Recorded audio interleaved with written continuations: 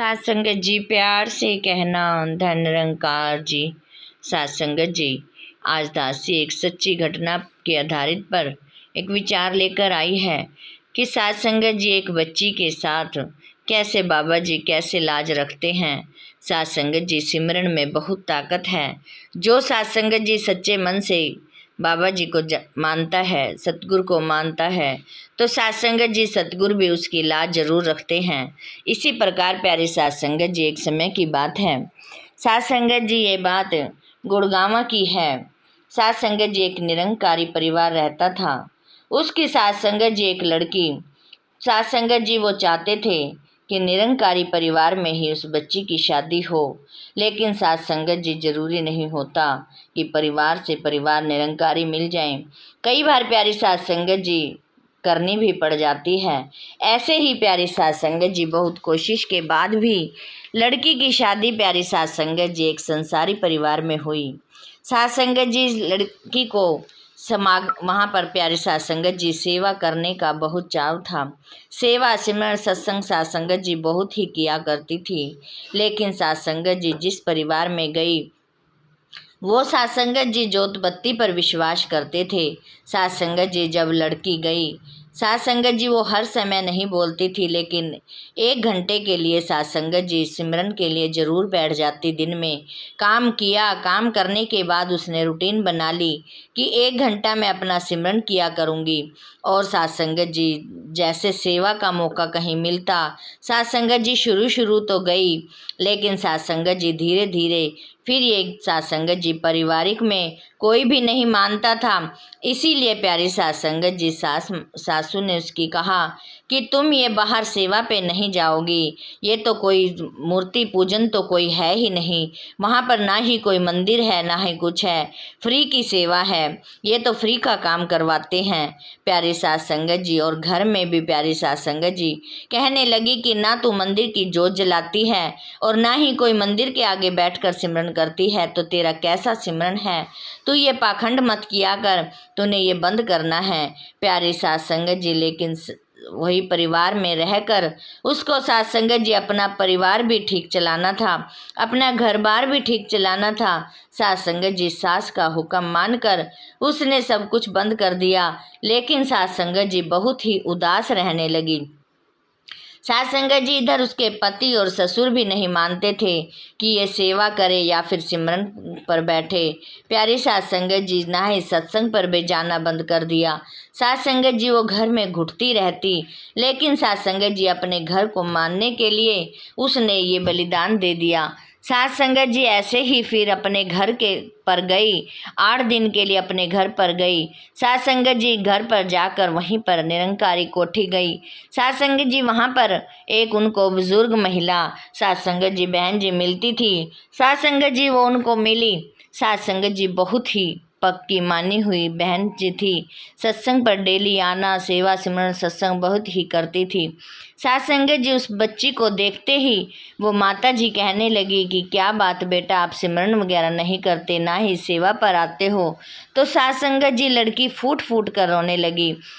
फिर उसने प्यारे सात संगत जी अपनी माता जी को उनको सारी अपने घर की स्टोरी बताई और कहा कि मुझे तो आदेश नहीं मिलते कि मैं सेवा करूं या सिमरन करूं या सत्संग पर जाऊं। मैं घर पर ही रहती हूं, लेकिन माता जी मेरा मन नहीं लगता, मैं डामाडोल रहती हूं, विचलित रहती हूं। प्यारी सात संगत जी उसने कहा ठीक है, यदि आपको वो सिमरन के लिए मना करते हैं तो तुम सुबह 3 बजे 4 बजे उठकर, जब आपका सारा परिवार सो रहा होता है, तब अपना सिमरन मुंह में रट लिया करो। सात संगत जी जैसे ही वो मुंह में फिर कहने लगी ठीक है। कुछ दिन बाद प्यारी सात संगत जी वो ससुराल वापस आई। ससुराल जब प्यारी सात संगत जी आई तो फिर जब देखा कि उसने वही माता जी का कहना मानकर सुबह जल्दी उठकर सात संगत जी सिमरन करने लग गई। सिमरन सात संगत जी जैसे भी करती तो उसके पति की नींद खुल जाती और उसको परेशानी होने लग जाती। सात संगत जी वो कहने लगा। एक दिन प्यारी सात संगत जी उसने तेज से क्लेश कर दिया, जोर जोर से लड़ाई करने लगा।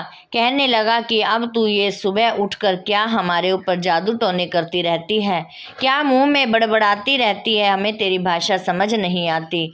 सास संगत जी जब वो तेज तेज बोल रहे थे तो इधर उसके सास ससुर की भी नींद खुल जाती है और वो भी सास संगत जी कमरे में आ जाते हैं। तभी प्यारी सास संगत जी उनके बेटे ने उसको सारी बात बताई कि अब ये 3 बजे उठकर खुसर पुसर करती है, पता नहीं क्या नाम रटती है, क्या करती है, जादू टोने करती है। सास संगत जी सासू माँ ने भी प्यारी सास संगत जी बहुत ही डांटा और लड़ाई भी की। कहने लगी कि जब हमने तुम्हें मना कर दिया है फिर भी तू अब दिन की बजाय सुबह उठकर करने लग गई है। इसका मतलब तो तू ये पक्का ही है कि तू कुछ जादू टोने करती है। कोई तुम्हारा सतगुरु नहीं, कोई तुम्हारा भगवान नहीं, तुम ये पाखंडी हो, ये है वो है। प्यारी सास संगत जी बहुत सी लड़ाई कर दी।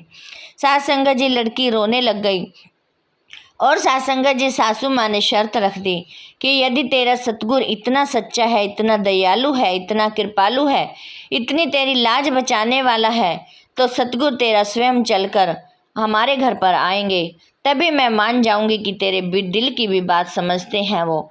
सास संगत जी अब पर लड़की परेशान। सास संगत जी वो जब भी देखो बाबा जी के स्वरूप के सामने, फोटो के सामने यही कहती रहती, बाबा जी आपको मेरे घर आना होगा, मेरे घर की लाज बचानी होगी, मेरी भी लाज बचानी होगी। प्यारी सास संगत जी वो बहुत ही परेशान रहती और दिन रात रोती रहती और सास संगत जी बाबा जी के आगे यही प्रार्थना करती रहती कि बाबा जी आपको मेरे घर आना होगा, अपनी बच्ची की हालत देखनी होगी। प्यारी सास संगत जी कुछ दिन के बाद सास संगत जी दिल्ली में सास संगत जी बहुत तेज बारिश हुई। सास संगत जी आप सबको पता है कि दिल्ली में थोड़ी सी बारिश आते ही रोडों पर सारा पानी भर जाता है। प्यारी सास संगत जी वो दिल्ली पर बाबा जी जा रहे थे गाड़ी में, तो सास संगत जी अचानक तेज बारिश हुई जो कि प्यारी सास संगत जी कहीं निकलने का रास्ता ही नहीं मिल रहा था। तो सास संगत जी सामने एक कोठी, सास संगत जी बाबा जी ने कहा कि इतने जब तक ये आगे जाने का रास्ता नहीं है तब तक हम ड्राइवर को बोला कि हम यहाँ पर इस घर में चले जाते हैं। प्यारी सास संगत जी बाबा जी ने ड्राइवर के साथ सास संगत जी उस घर में चले गए। जैसे ही बेल बजाई सास संगत जी उस लड़की की सासू माँ बाहर निकल कर आई। जैसे ही सास संगत जी गेट खोला उसने सास संगत जी अपने सामने बाबा जी को पाया। बाबा जी को देखकर सास संगत जी रोंगटे खड़े हो गए। सास संगत जी हक्की बक्की रह गई कि ये कैसा चमत्कार है, ये आज क्या हुआ। सास संगत जी बाबा जी के लिए उन्होंने रास्ता छोड़ दिया, कहा कि अंदर आ जाओ। सास संगत जी जैसे ही बाबा जी ने अंदर पहुँचे तो उन्होंने कहा कि मेरी बच्ची कहाँ है, बेटी कहाँ है। सास संगत जी उसकी सासू माँ बोली कि आप कौन सी बेटी की बात कर रहे हो। तो वो कहने लगे कि मेरी बेटी जो आपके पुत्र की वधू बनी है उसी से मिलने आए हैं। प्यारी सास संगत जी इतनी आवाज़ सुनकर बहू भी सास संगत जी बाहर आ गई और सास संगत जी बाबा जी को देखकर उसकी खुशी का ठिकाना नहीं रहा।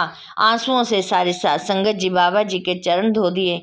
इतना रोई कि सास संगत जी बाबा जी से अरदास करने लगी कि बाबा जी आज आपने हमारी लाज बचाई है, वरना तो मैं कहीं की न रहती। सास संगत जी उसकी सासू माँ भी बाबा जी के चरणों में गिर गई और अपनी गलती मानी।